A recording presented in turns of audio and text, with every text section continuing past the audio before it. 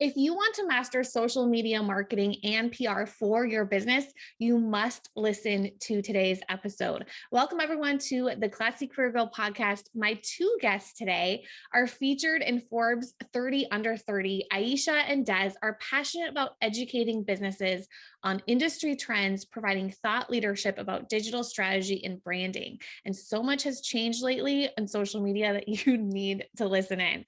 So listen to this episode and you'll learn how to convert sales from social media to grow your business, what you need to do to get started getting PR right now for your new business, the latest industry trends that you should know about, and some common myths that people have about building their brand. So if you are growing a business or a brand online, listen up because you are going to learn so much from this episode today. So let's get started. All right, I am super excited to introduce you to two guests today. We have Aisha and Des, and I'm so excited to have you join me. What a treat to have you both with me today. So start out, if you could tell me a little bit about your business journey and your partnership. Like, why did you guys start a business together? Absolutely. So we've been in business for about 4.5 years now. And Aisha and I were actually college roommates. So we've known each other for almost 10 years. And she has gone through a law school journey after college. And she was in law school when we first had essentially decided to start this business. I was working as a TV producer in the entertainment industry. And we were both traveling a lot at that time. At the time, her now husband was playing professional football, and they were traveling around from team to team to team.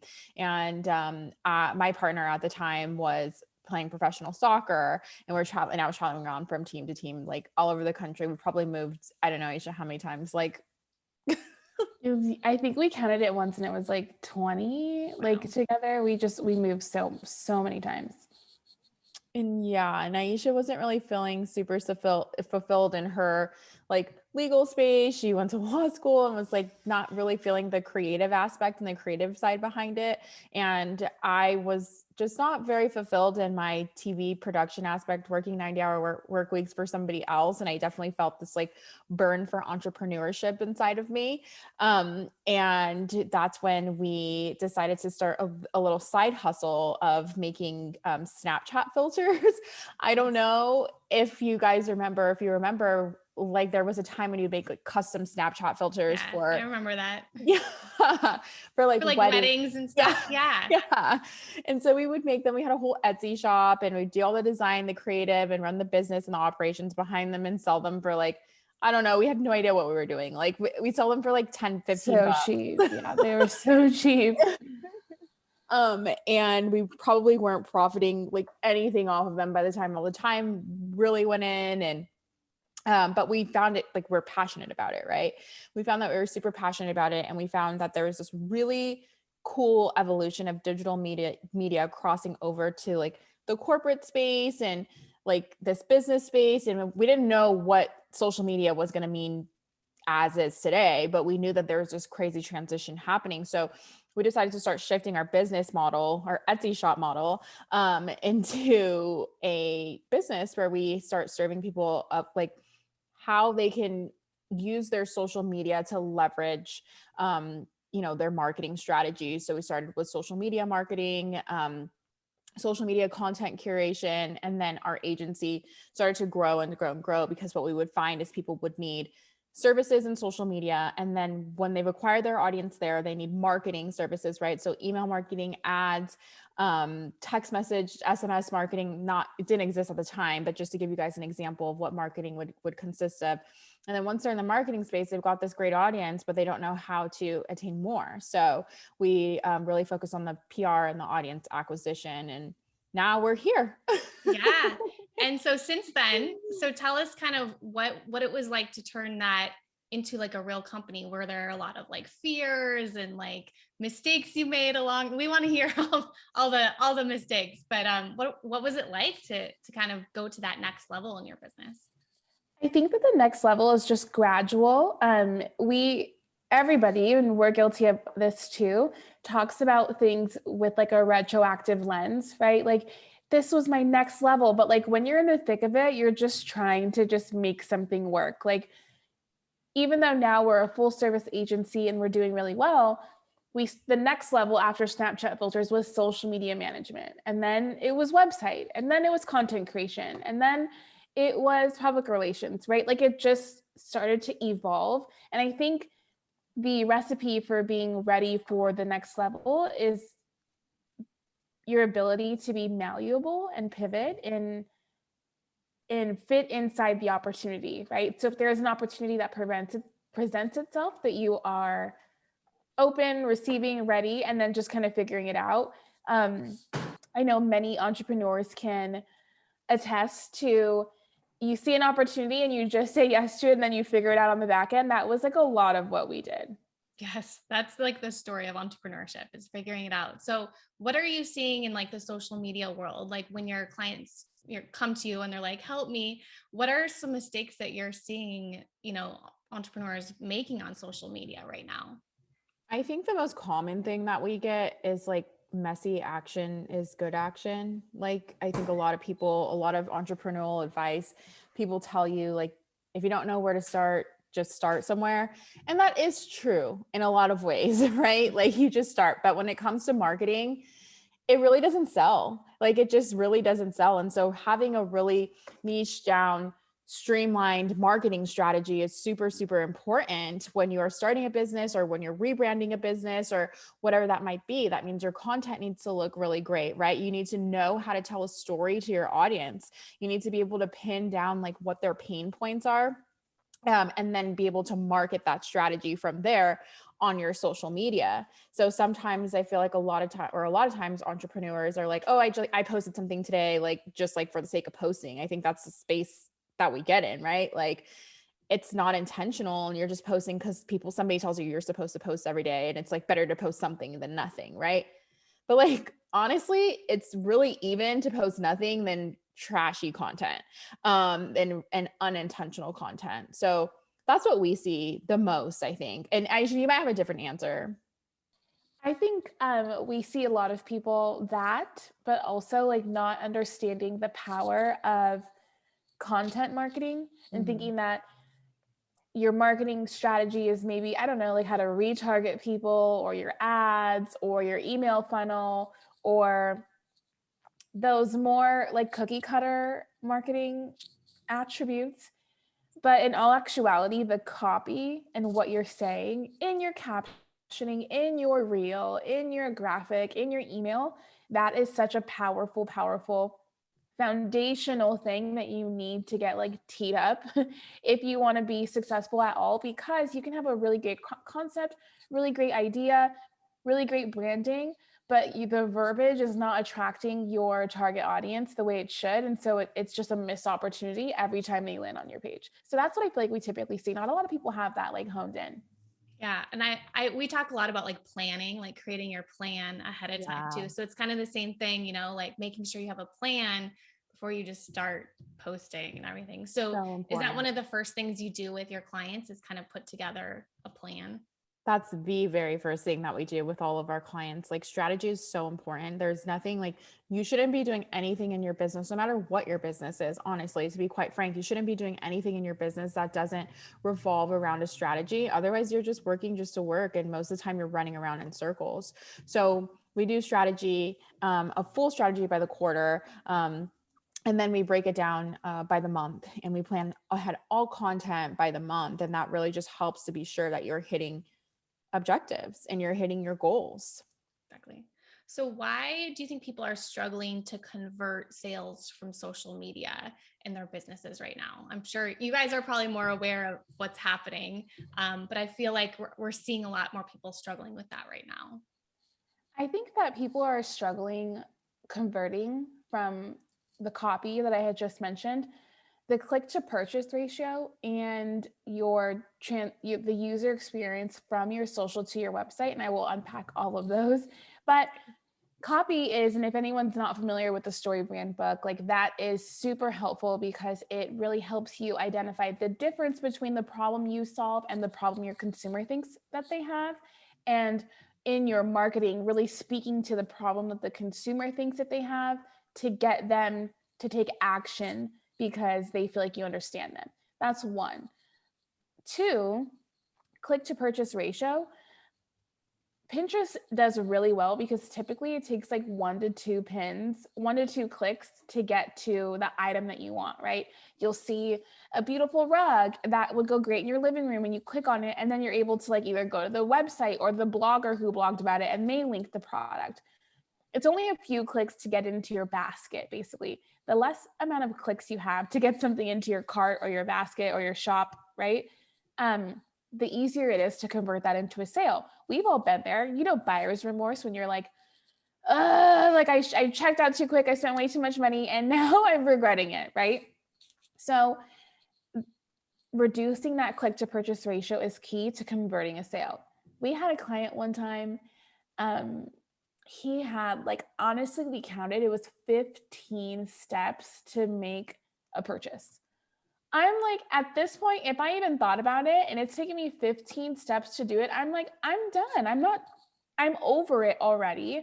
Maybe I was doing it on my lunch break, or maybe I was doing it in between conversations with people and I don't have the time, or even worse, maybe I was doing it at a red light and now I'm done, right? Because I'm not spending that long to check out. So that's something that everyone should go and count. How many actions does a user have to take to check out with you? If it's over 4, then you need to figure out how you can reduce.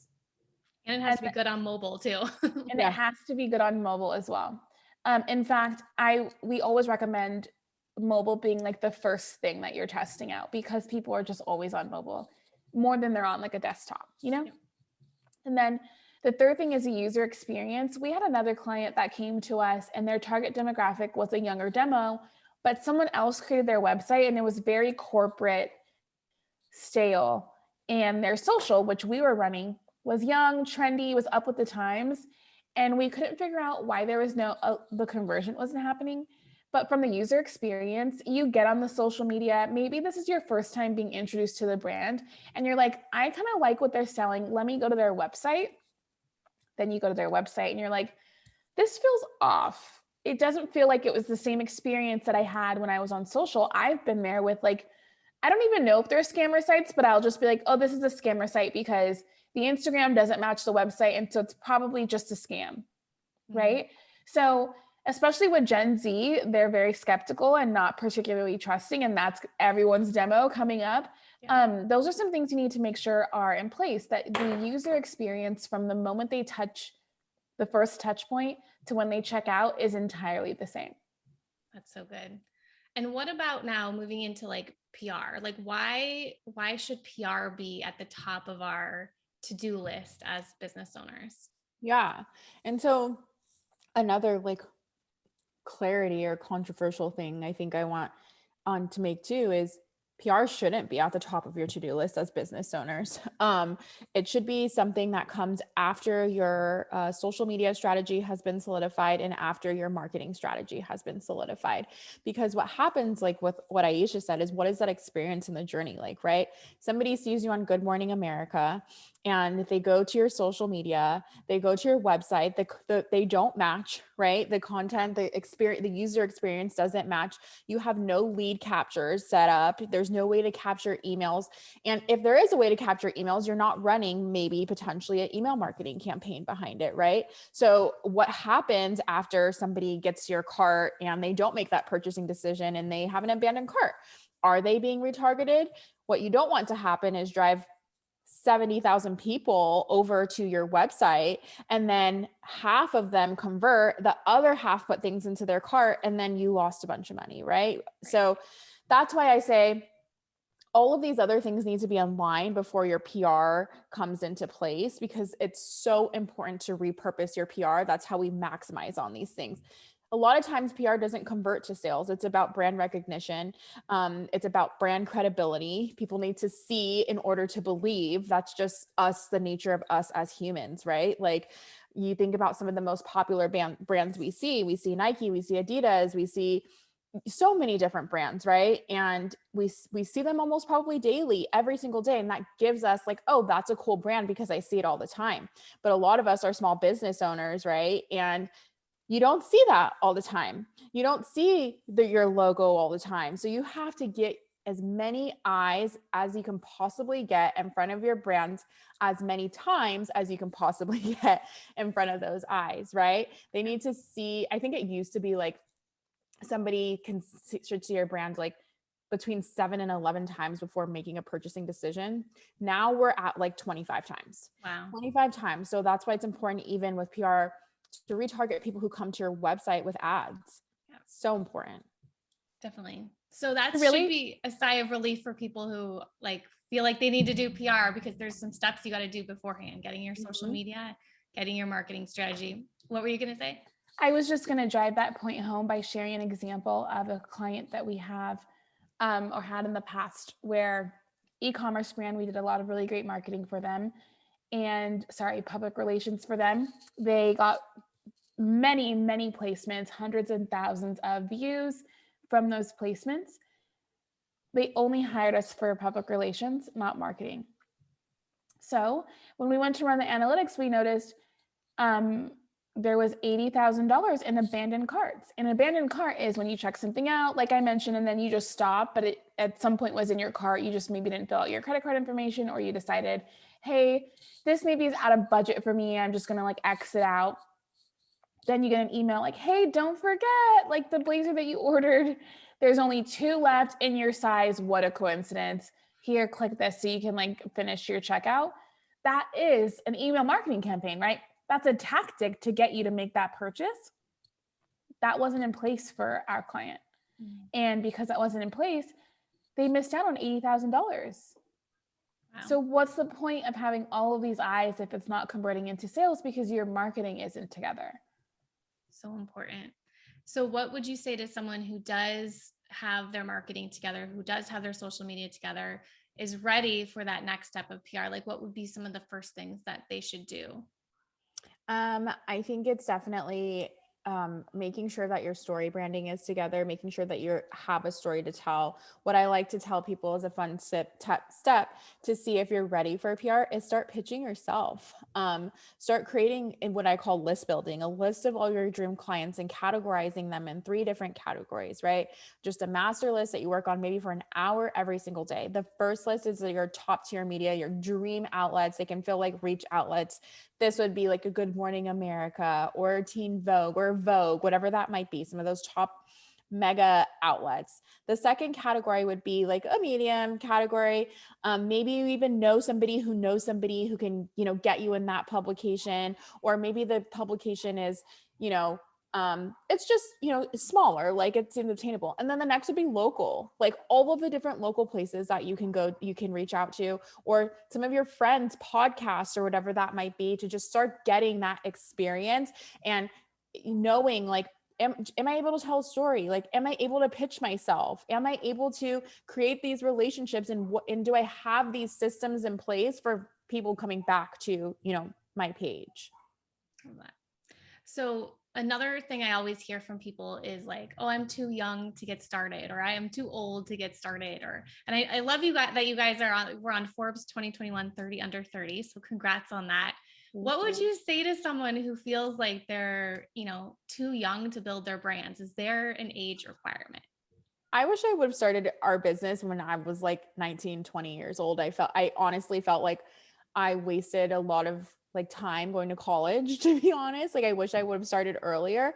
And we started, I was 24. I think Aisha, you were 25. So yeah, I was 25. We were, fairly young when we started this business.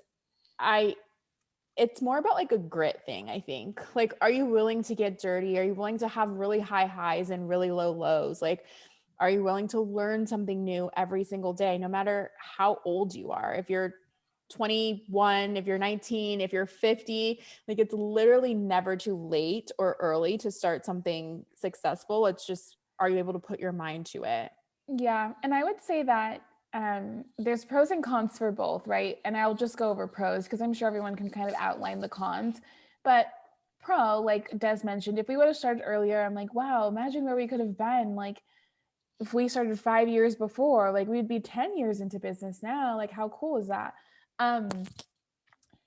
But then when you're older, I feel like even in law school, the older people excelled quicker and faster. And Yeah. I think that's just because you've lived a little, right? You're not making the same mistakes twice typically.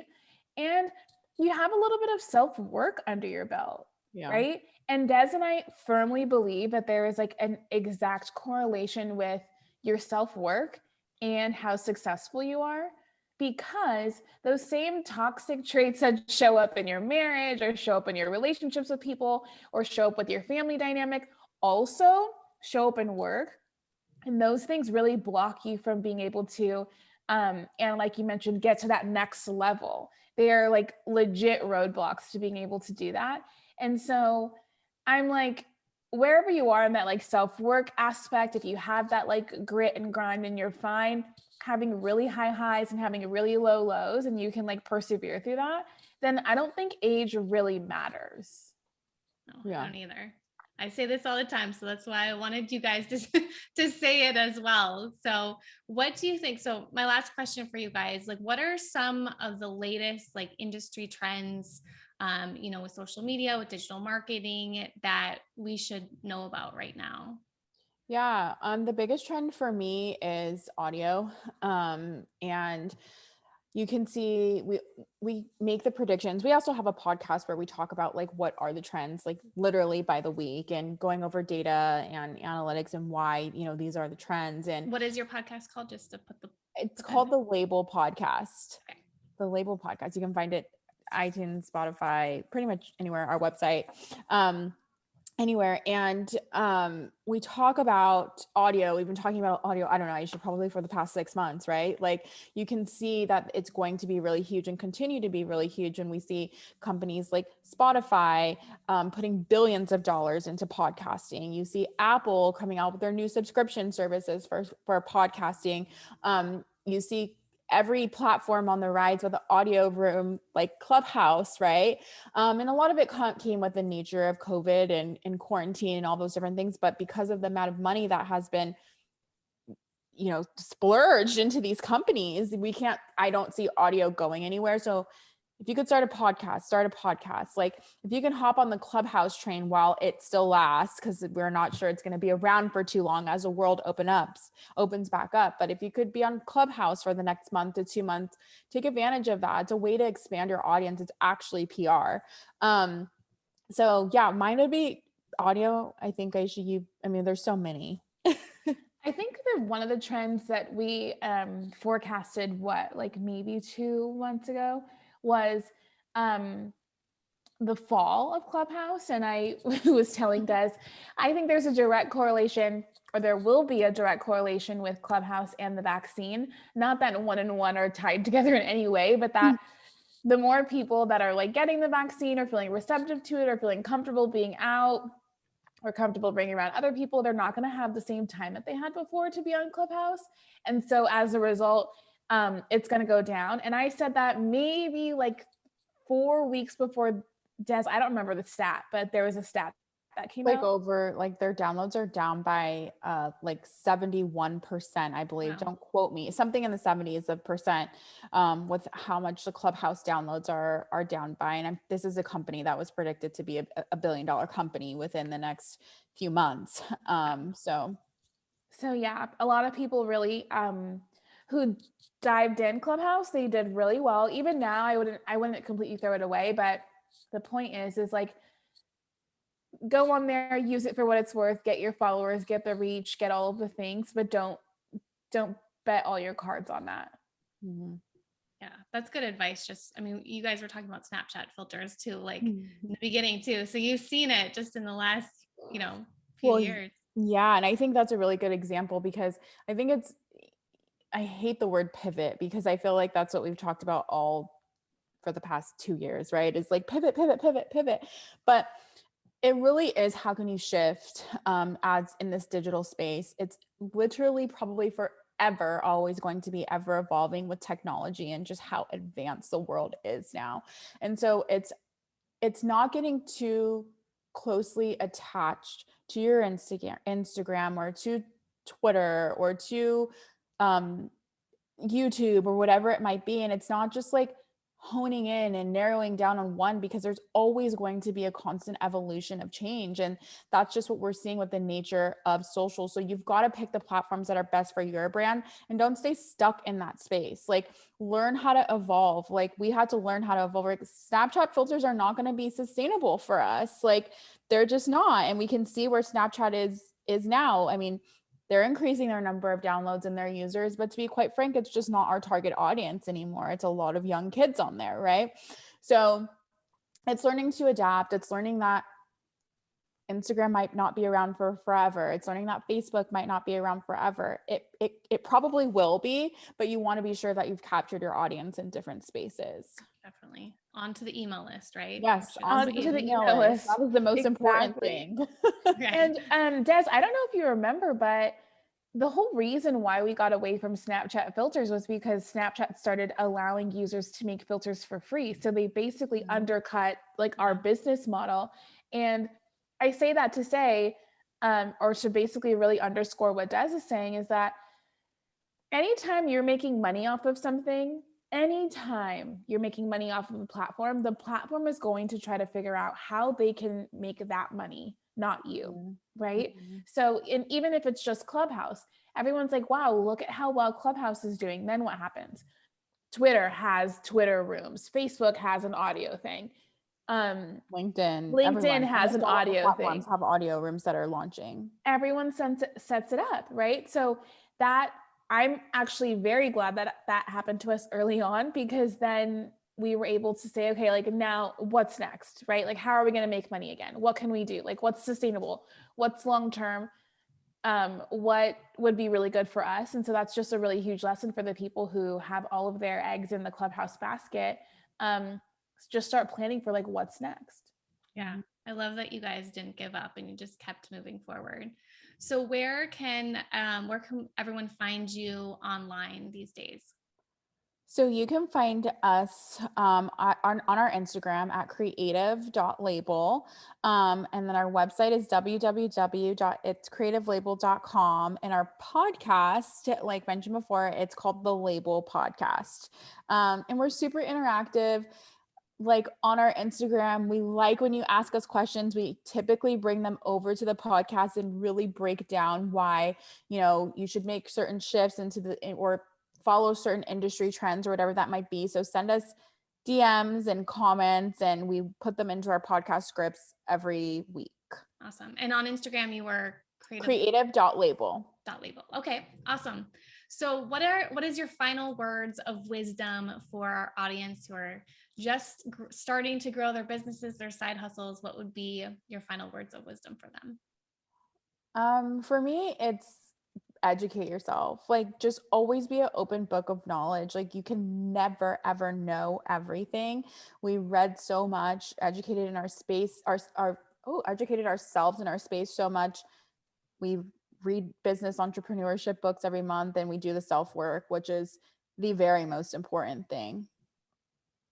Mine would just be have an abundance mindset, especially when you're just starting out. I think you get shiny object syndrome. You see what everyone else is doing and maybe you feel like, hey, well, I was doing that first, now they're doing it, or I can do it better, or why am I not where they're at?